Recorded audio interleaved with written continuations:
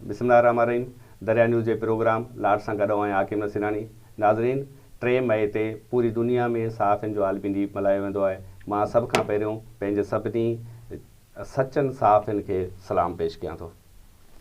उन सां गॾु नाज़रीन, उन सां गॾोगॾु पंहिंजे प्रोग्राम में सहाफ़ियुनि जे मसइलनि ते हाल अहिवाल करण जे लाइ असां पंहिंजे प्रोग्राम में जंहिं महिमान खे मदऊ कयो आहे उहो कंहिं तारुफ़ जो मोहताज न आहे। हिकु सीनियर सहाफ़ी डिस्ट्रिक्ट प्रेस क्लब जो सदर साईं सुभान अहमद खोसू साहब के साईं खे भली कारदी। वॾी महिरबानी।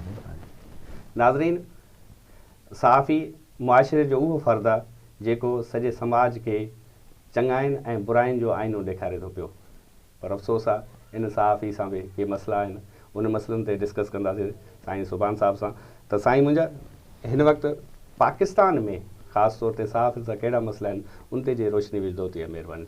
जी बिल्कुलु हाकिम साहब, ॾिसो सहाफ़ियुनि सां सिर्फ़ु हिन दौर में इमरान ख़ान जी सरकार में मसइला न आहिनि। सहाफ़ी हर दौर में अता वेठि रहिया आहिनि, उहो जहिड़ी बि हुकूमत अचे। पर ख़ासि तौर इमरान ख़ान जी जेका सरकार आहे उहा सहाफ़ियुनि जे लाइ तमामु घणी ॾुखी साबित थी आहे। ऐं इहो इमरान ख़ान उहो ई आहे जॾहिं अपोज़िशन में हूंदो हुयो, जीअं पंहिंजे प्रोग्राम में केतिरा दफ़ा हामी में बि इहो ज़िक्र कयो आहे त भई इहो इमरान ख़ान उहो हूंदो जॾहिं नवाज़ शरीफ़ मामलात हुया, ॿाहिरि हुया, मोहतरमा न हुई, त असां हिनखे अपोज़िशन जी सूरत में विहारींदा हुआसीं पंहिंजे प्रोग्रामनि में। ऐं इनखे मीडिया हिकु वॾो लीडर करे साबित कयो। उनखां पोइ हुन हुकूमत थी ऐं उन हुकूमत में अचण खां पोइ हुनजो जेको आहे सॼो सिस्टम ई चेंज थी वियो। ऐं हुन मीडिया खे जेके ॾुखियनि जा ॾुखिया ॾींहं ॾेखारिया आहिनि उहे सहाफ़ी सम्झी सघनि था।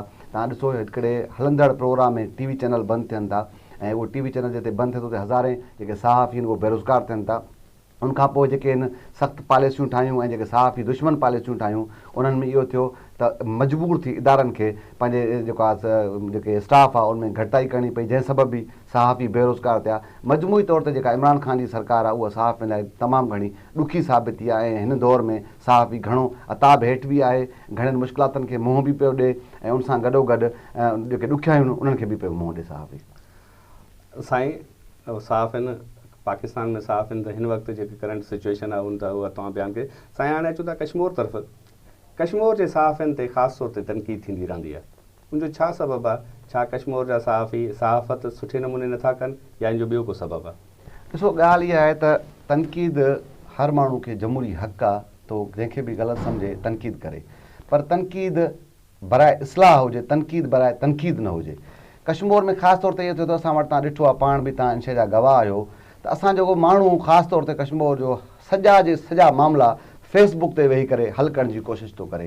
हाणे ईअं ज़रूरी न आहे त जेके सॼा मामला त ज़िंदगी जो जेको कार वहिंवार आहे उहो फेसबुक ते ई थींदो। अगरि ईअं हुजे हा त पोइ इहो सॼो सिस्टम न हुजे हा। हाणे मिसाल मां तव्हांखे ॾियां थो, हिकिड़ो दोस्त जेको आहे मैसेंजर ते मैसेज थो करे त मूंखे भई प्रेस कॉन्फ्रेंस करणी आहे, मिसाल तौरु। हाणे उनजो अगरि मूंखे रिप्लाए बि ॾियूं था त सुबुह जो उनजा स्क्रीनशॉट कढी करे रखे थो, भई उनजो रिप्लाए अगरि ॾिनो आहे त भई ज़ाहिरी ॻाल्हि आहे प्रेस कॉन्फ्रेंस कंदो। प्रेस क्लब जो हिकिड़ो तरीक़ेकार तय थियल आहे, तव्हां ईंदो, एप्लीकेशन ॾींदो सदर जे नाले सां, उहो अप्रूव कंदा, उनखां पोइ तव्हां प्रेस कॉन्फ्रेंस करे सघो था। एॾो वॾो को मामिलो कोन्हे को। पर उहो घर वेही करे कंदो ऐं तव्हांजे रिप्लाए ॾींदो त वरी ॿिए ॾींहुं ईंदो कोन, वरी तव्हांखे तनक़ीद करण जे लाइ उहो साॻियो स्क्रीनशॉट कढी करे रखंदो।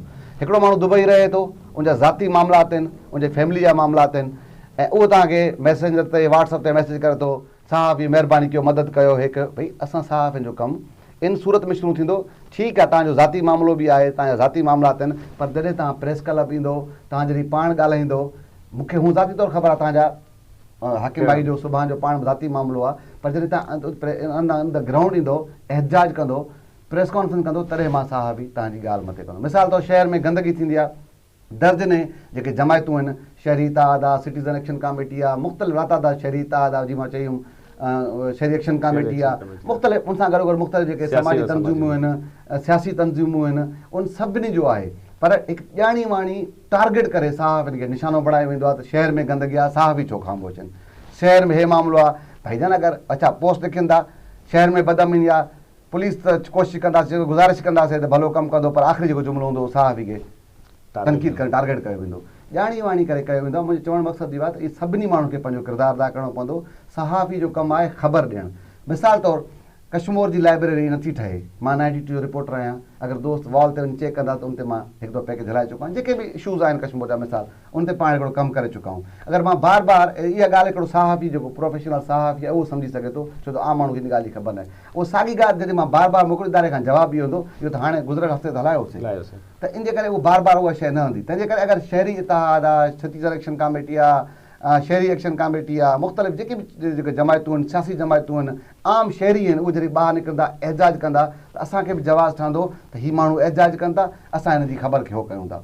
पर असांजा दोस्त फेसबुक ते वेही करे तनक़ीद बि कंदा ऐं फेसबुक ते वेही करे मामला हल करण जी कोशिशि कंदा। ईअं नाहे, तंहिंजे करे अचणु घुरिजे उन्हनि खे प्रेस क्लब। अगरि मिसाल तौरु प्रेस क्लब जो मां प्रेसिडेंट ज़रूरु आहियां, पर प्रेस क्लब में लातार जेके सहाफ़ी मेंबर आहिनि उन हर कंहिंजा पंहिंजा चैनल, हर कंहिंजो कम जो तरीक़ेकार पंहिंजो आहे। हर को माण्हू पंहिंजे कम जो पाण पाबंद आहे। जेको असांजो क्लब आहे उहो क्लब सिर्फ़ु असांजो क्लब आहे, वेहण जी जाइ आहे सहाफ़ियुनि जी। अच्छा, हिकिड़ो ॿियो आम तासुर बि असीं प्रेस जेको आहे त उहा त अवाम जी जेको आहे भई क्लब जेके हूंदा आहिनि उहे उन्हनि मेंबरनि जा हूंदा आहिनि, उहे पब्लिक प्लेस न आहिनि, उहे मेंबरनि जा। जीअं मिसाल बार आहे, सिंध बार एसोसिएशन आहे या कश्मीर बार आहे, अहिड़े तरीक़े सां मुख़्तलिफ़ जेके क्लब ठहंदा आहिनि उहे उन्हनि जे लाइ हूंदा आहिनि, गेमखाना थींदा आहिनि, उहे उन्हनि जे लाइ हूंदा आहिनि जेके उन्हनि जा मेंबर हूंदा आहिनि, उनजा ज़ाब्ता इख़लाक़ हूंदो आहे। पर ॻाल्हि हिकु तव्हांजो आहे तनक़ीद, माण्हुनि खे बिल्कुलु तनक़ीद करणु घुरिजे, पर तनक़ीद बराए इस्लाह हुजे, तनक़ीद बराए तनक़ीद न कनि।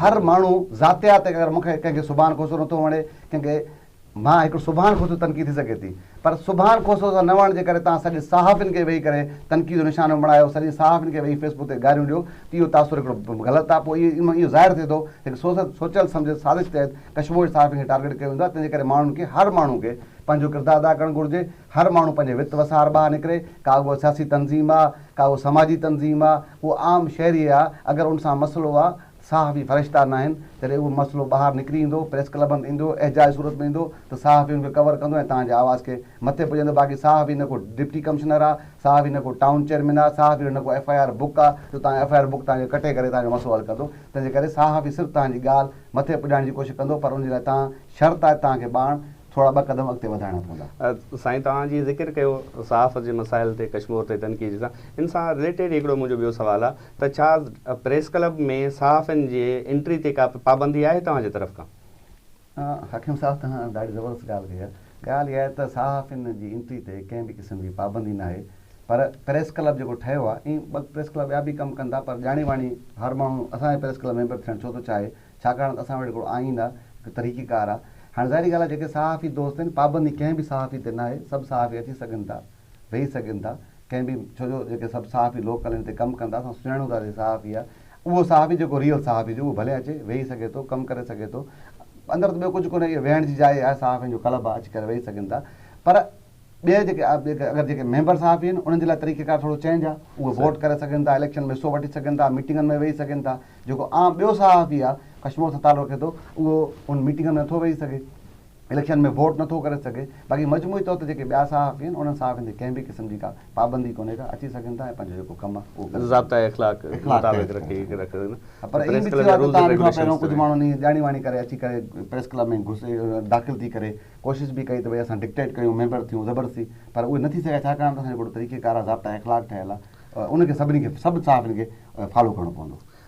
मेंबरशिप जे लाइ छा तव्हां फ़र्द वाहिद खे इहो पूरो अख़्तियार आहे, छा तव्हां कंहिंखे मेंबर करे सघो था, या इन जे लाइ बि को तरीक़ेकार तव्हांजे या का कमेटी वग़ैरह आहे उन ते कुझु करे सघो? उहो सॼो हिकिड़ो जी इदारो आहे, उन इदारे जो जीअं मां तव्हांखे पहिरियों ॿुधायो ज़ाब्ता इख़लाक़ जो आईन ठहियलु आहे, उनमें सभु शयूं क्लियर थियल आहिनि।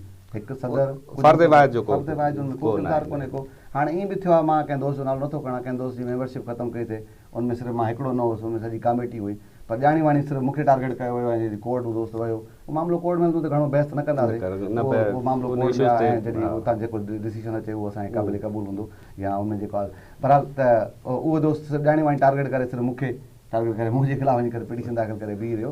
त कुझु माण्हू ईअं बि आहिनि जेके ॼाणी वाणी माना टारगेट कंदा, पर उहे सम्झनि था त प्रेस क्लब डिक्टेट कयूं, पर ईअं न थींदो की इदारो आहे, जॾहिं इदारे जो मां सरबराह त ईअं न थींदो त उनखे डिक्टेट करणु कंहिं माण्हू इहा न हूंदी त उहो माण्हू खे वेही करे डिक्टेट करे। साईं, छा तव्हांजो ख़्यालु आहे त सहाफ़त, कश्मीर जी सहाफ़त या पूरे पाकिस्तान जी सहाफ़त या दुनिया जी सहाफ़त छा ज़वाल तरफ़ वञी रही आहे?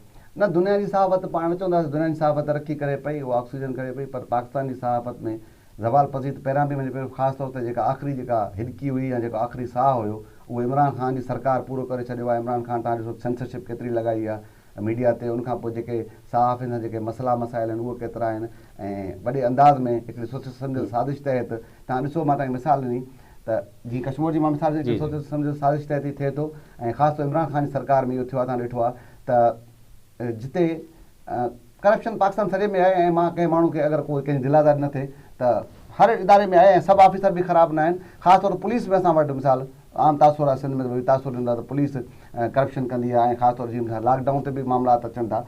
पर हालत तव्हां ॾिसो त उन इदारे खे बि पाक ऐं साफ़ करे पेश कयो थो वञे सोशल मीडिया ते, पर वाहिद इदारो सहाफ़त आहे ऐं उनखे ॼाणी वाणी टारगेट कयो थो वञे। सहाफ़ियुनि ते तनक़ीद बि थिए थी ऐं घणे अंदाज़ में थिए थी, एक्स्ट्रा थिए थी तनक़ीद। उहो थिए थी ऐं मां इहो चवां थो कि सोचियल सम्झियल साज़िश तहत इमरान ख़ान जी सरकार इहो चाहे थी त पाकिस्तान में मीडिया खे कमज़ोर कयो, मीडिया कमज़ोर थिए, अवामी जेका साख आहे उहा उनखां विञाई वञे। हाणे तव्हां ॾिसो त इन खां जेका माना उनजी साख आहे उहा ख़राबु कयूं, पर ईअं कोशिशि हिकिड़ी उनजी आहे, पर उहा केतिरे हद ताईं पूरी थी सघे थी या नथी थी सघे उहो ॿियो मामिलो आहे। पर ॼाणी वाणी सहाफ़त खे सहाफ़ियुनि खे वॾे अंदाज़ में टारगेट थो कयो वञे ऐं इहो बावर करायो थो वञे त सहाफ़त माना ब्लैकमेलिंग आहे, सहाफ़त माना करप्शन आहे, सहाफ़त माना अणपढ़ियल आहे।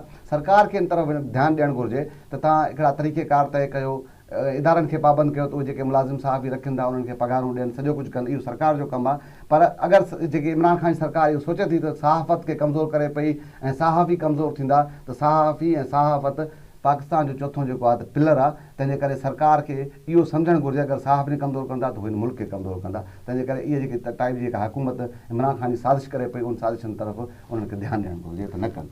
तमामु वॾी महिरबानी थी तव्हांजी, तव्हां असांखे टाइम ॾियो। नाज़रीन, असां इहो चवणु आहे त सहाफ़त खे जानबूझ के ॼाणी वाणी कमज़ोर कयो वञे थो पियो।